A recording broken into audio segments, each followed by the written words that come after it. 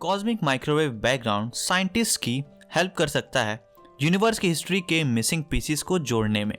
लेकिन आखिर ये मिस्टीरियस रेडिएशन है क्या? हेलो फ्रेंड्स, मैं हूं शुभम और ये है स्पेस इनफिनिट पॉडकास्ट। और आज के एपिसोड में हम डिस्कस करने वाले हैं कॉस्मिक माइक्रोवेव बैकग्राउंड के बारे में। कॉस्मिक माइक्रोवेव बैकग्राउंड यानी CMB लेफ्ट ओवर रेडिएशन है बिग बैंग की या उस टाइम की जब यूनिवर्स फॉर्म हुआ था।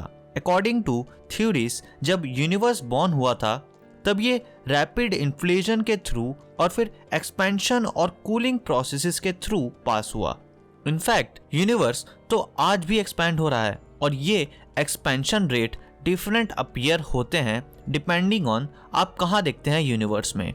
और CMB यानी कॉस्मिक माइक्रोवेव बैकग्राउंड रिप्रेजेंट करता है हीट जो लेफ्ट ओवर थी बिग बैंग की।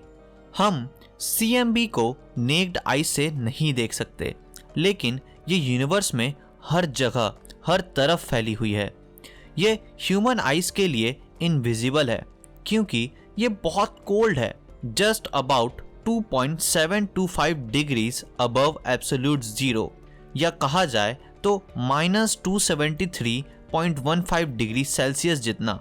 और इस वजह से ये रेडिएशन मेनली मोस्ट विजिबल होती है माइक्रोवेव पार्ट में इलेक्ट्रोमैग्नेटिक स्पेक्ट्रम के, और इसलिए इस रेडिएशन को कॉस्मिक माइक्रोवेव बैकग्राउंड कहते हैं। एंड फ्रेंड्स, एक अमेजिंग फैक्ट मैं आपको बताता हूँ। पुराने दिनों में केबल टीवी से भी पहले जब आप टीवी पर चैनल्स को चेंज करते थे तो कुछ फ्रैक्शन ऑफ सेकेंड के लिए एक स्टैटिक सिग्नल या हिंडरेंस दिखती थी, राइट? वो CMB यानी कॉस्मिक माइक्रोवेव बैकग्राउंड की वजह से कॉज होती थी। हमारा यूनिवर्स आज से करीब 13.8 बिलियन ईयर्स पहले बना था और CMB अबाउट 4 लाख साल बाद फॉर्म हुआ था बिग बैंग के। वो इसलिए क्योंकि यूनिवर्स के अर्ली स्टेजेस में जब ये जस्ट 100 मिलियन टाइम्स छोटा था आज के साइज से, तब इसका टेम्परेचर बहुत एक्सट्रीम था, करीब 273 million degrees above absolute zero. और उस टाइम कोई भी एटम जो प्रेजेंट होगा वो स्मॉल पार्टिकल्स में यानी प्रोटॉन्स और इलेक्ट्रॉन्स में ब्रेक हो गया होगा, और रेडिएशन जो CMB एमिट कर रहा होगा फोटॉन के फॉर्म में वो इलेक्ट्रॉन से स्कैटर हो गई, जिससे ये फोटॉन्स अर्ली यूनिवर्स में वेंडर करते होंगे। उसके बाद यूनिवर्स एक्सपैंड होता गया और बड़ा होता गया, और CMB फोटॉन्स ने तब से मैटर के साथ इंटरेक्शन नहीं की क्योंकि यूनिवर्स बहुत ज़्यादा बड़ा हो गया। तो जब हम इस CMB को मैप करते हैं तब हम टाइम में पीछे देख रहे होते हैं बिलियंस ऑफ ईयर्स, और इसलिए CMB यूजफुल है साइंटिस्ट के लिए क्योंकि ये हेल्प करता है हमें अर्ली यूनिवर्स के बारे में जानने में।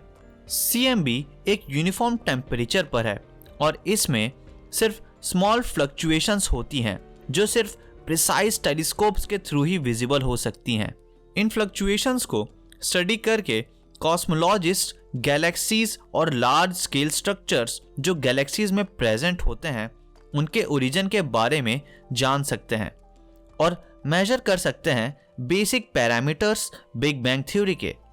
नासा के कॉस्मिक बैकग्राउंड एक्सप्लोरर यानी कि COBE को मिशन ने 1993 में इसका फर्स्ट इमेज मैप किया और इसने बिग बैंग थ्योरी के प्रेडिक्शंस को सही साबित किया और शो किए हिंट्स कॉस्मिक स्ट्रक्चर के जो पहले नहीं देखे गए थे। एक मोर डिटेल मैप CMB का रिलीज हुआ 2003 में WMAP की मदद से, और इससे हेल्प मिला यूनिवर्स की इवन अप्रॉक्सीमेट एज डिटरमाइन करने में। इसी CMB की स्टडी ने इवन प्रूफ्स भी दिए हैं डार्क मैटर और डार्क एनर्जी के। साइंटिस्ट आज भी स्टडी कर रहे हैं कॉस्मिक माइक्रोवेव बैकग्राउंड की क्योंकि इनिशियली बिग बैंग के बाद यूनिवर्स एक ब्रीफ पीरियड के लिए बहुत फास्ट रेट से एक्सपेंड हुआ था, इनफैक्ट लाइट से भी ज़्यादा फास्ट स्पीड से। और रिसर्चर्स का मानना है इससे रिलेटेड इंफॉर्मेशन CMB को स्टडी करके मिल सकती है। ये सभी रिसर्चेस सजेस्ट करती हैं कि CMB कितना इम्पॉर्टेंट है हमारे यूनिवर्स के पास्ट और प्रेजेंट की अंडरस्टैंडिंग के लिए। So friends, that's it for this episode and I hope कि आपको यह एपिसोड पसंद आया होगा। अगर आप इस एपिसोड को Spotify पर सुन रहे थे तो make sure to share with your friends, and if you are watching this on YouTube, make sure to give it a thumbs up and subscribe to the channel if you are new to the channel. और मुझे आप comment section में बताइए कि हम और किन topics पर वीडियोस या फिर ऐसे पॉडकास्ट या फिर इन टॉपिक्स को और कैसे इंटरेस्टिंग तरीके से डिस्कस कर सकते हैं। Thanks for watching and stay tuned to Space infinite.